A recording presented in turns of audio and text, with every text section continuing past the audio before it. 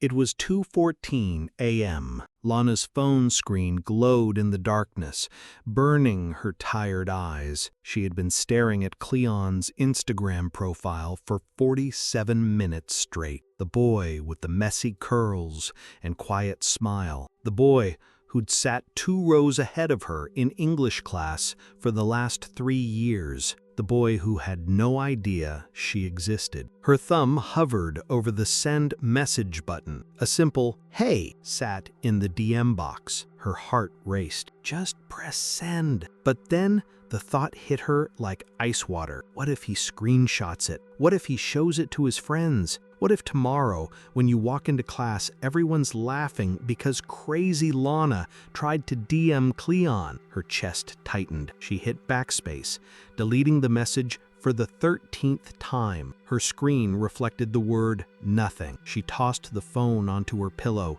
and pressed her palms into her eyes. The blackness swirled with white dots. Her brain wouldn't stop. You're pathetic. No one likes a girl who can't even say hi. What's wrong with you? She sat up in bed and rubbed her arms.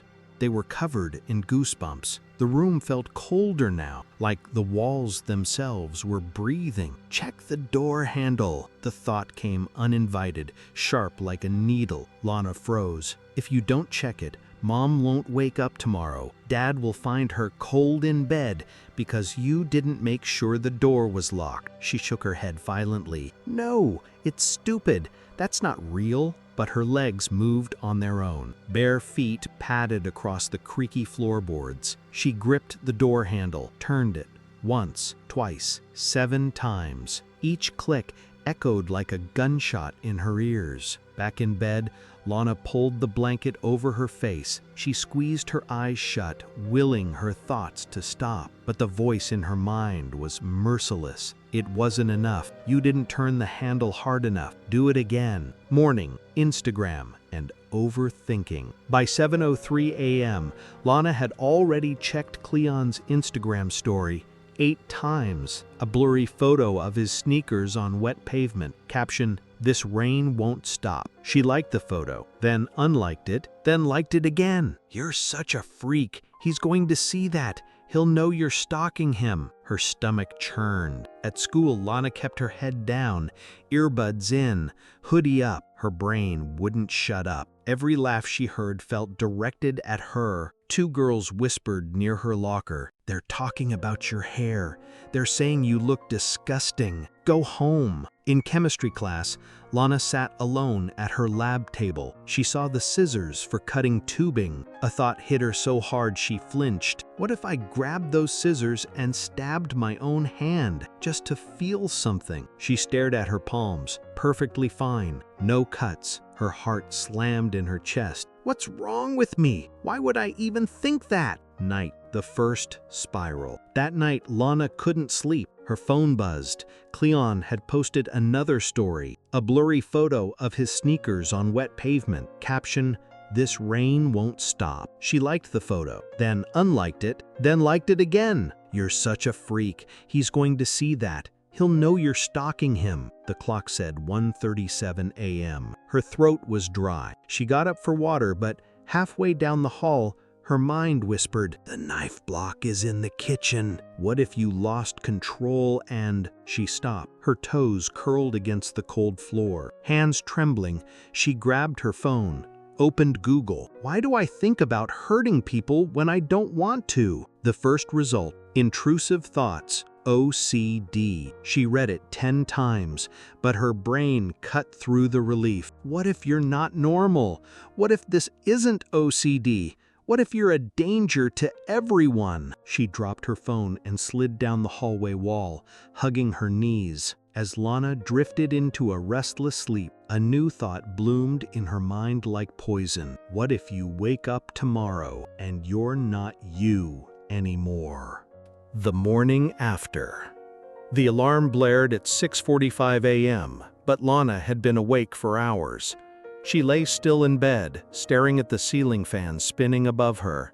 Each rotation was perfectly timed. She counted 1, 2, 3, until the thought came, If you don't count to 100 before you move, your brother will choke on his breakfast." Her chest constricted. She counted silently, heart pounding. By the time she reached 99, her fingers were numb from gripping the blanket. When she finally sat up, she caught her reflection in the cracked mirror across the room. Her eyes were rimmed red, hollow. "You look sick. You look crazy." Instagram spiral. On the way to school, Lana scrolled Cleon's Instagram again. He'd posted a reel, him laughing with friends at a late-night diner. She turned the volume down but stared at his smile, how his eyes crinkled when he laughed. A knot formed in her stomach. "He's perfect." But then, what if he knew about you, about your thoughts? He'd be disgusted. He'd warn everyone to stay away. Her thumb hovered over the follow button. She tapped it. Instant regret.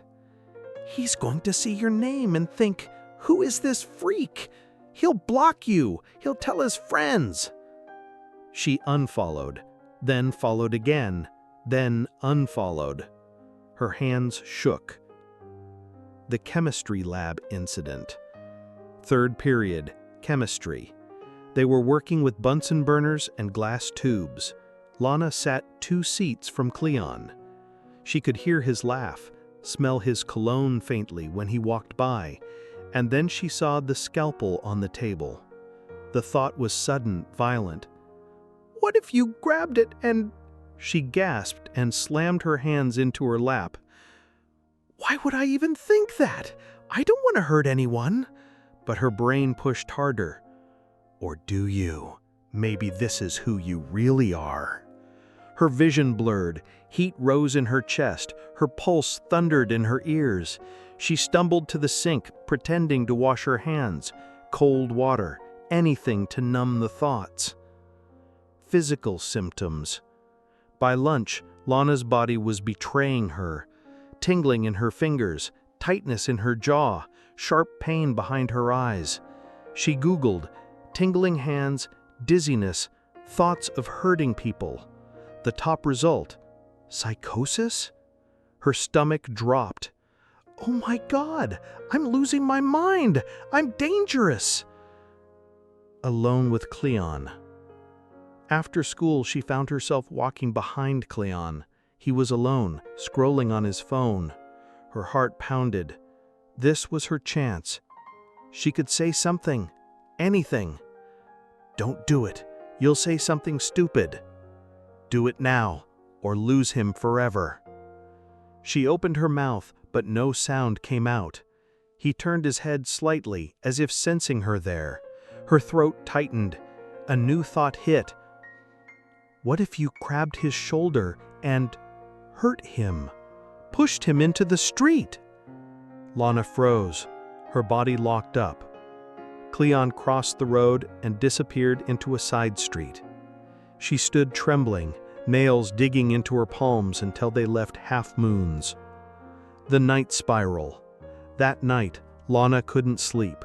Again. Every creak in the house sounded like a scream. She sat on her bed, knees to chest, whispering to herself, "You're okay. You're not bad. You're okay." But the voice in her head laughed. "You're not okay. You're dangerous. What if you woke up and couldn't control yourself? What if you hurt your mom in her sleep?" Her hands shot to her mouth. Tears blurred her vision. "I would never!" But the thought kept coming back, louder, heavier, and then, "Prove it. Go check if she's breathing. Go check now." Barefoot, Lana crept into her mother's room. The faint sound of steady breathing met her ears. She stared at her mom's chest rising and falling. Relief and terror. What if this is the last night she breathes because of you? She fled back to her room, curled up on the floor and clawed at her arms until red marks bloomed. At 3:17 a.m., Lana wrote a note in her phone. What if the real me is evil? What if I'm a ticking bomb? And for the first time, she started to believe it. It started with a headache. The pounding in Lana's skull felt alive. She stared at her bedroom ceiling, tracing invisible cracks only she could see. It had been 3 nights without proper sleep. 3 nights of pacing her room at 3 a.m., checking her mother's door every hour. Every time she closed her eyes, a new thought would snake into her mind. What if you're not really awake? What if you're already insane and this is all a hallucination? The mirror. At 6:42 a.m., Lana stumbled into the bathroom. She flipped the light switch. The girl staring back at her didn't look like Lana. Her skin was pale, eyes bloodshot, lips cracked. But worse, her reflection smiled. She didn't. She blinked. The smile was gone. She clutched the sink, heart hammering. "You're losing it. You're dangerous." Instagram collapse.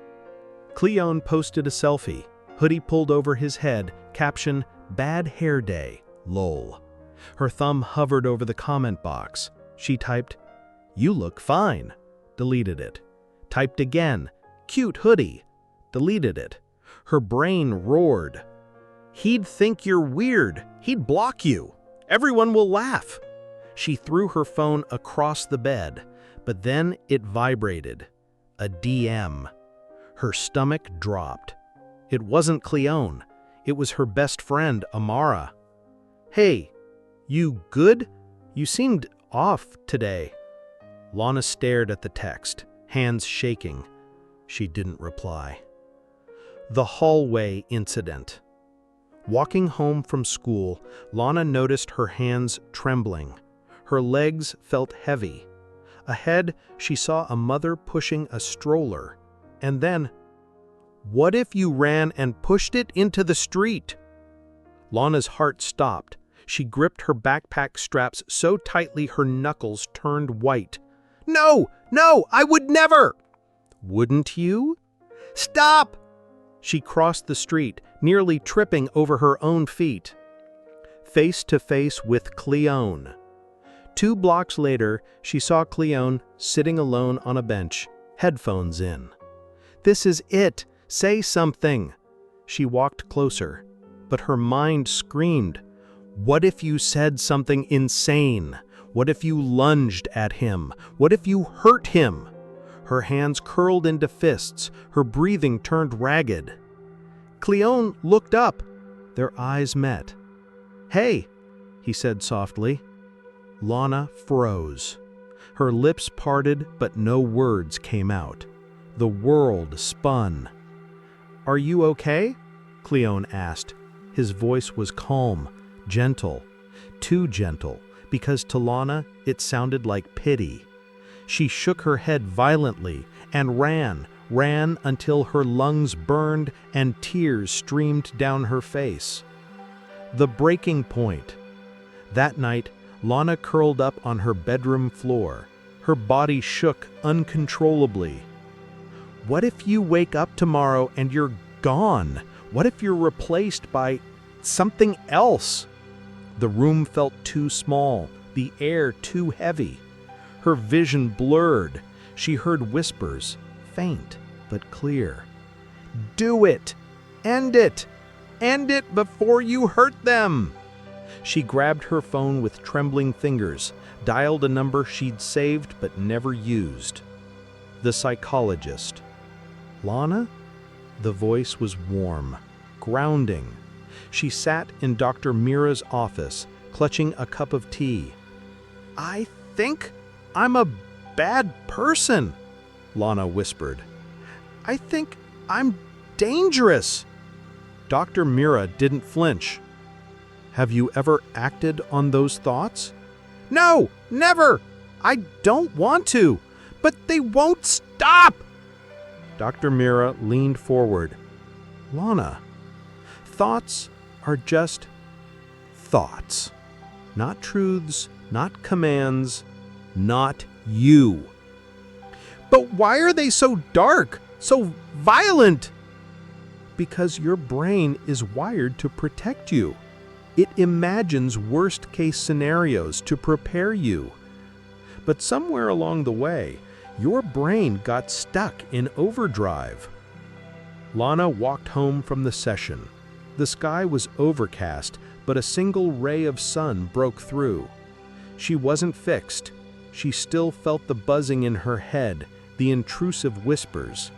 But for the first time, she whispered back, "You're not real. You're not me." And for a moment, the voices were silent. What if your scariest thoughts weren't a reflection of who you are, but how hard your mind is trying to protect you? If you've ever had a thought so dark it scared even you, you're not alone. Comment below, what's the scariest thought your mind has ever whispered? And don't forget to subscribe, because the next story might just feel like it came from your own head.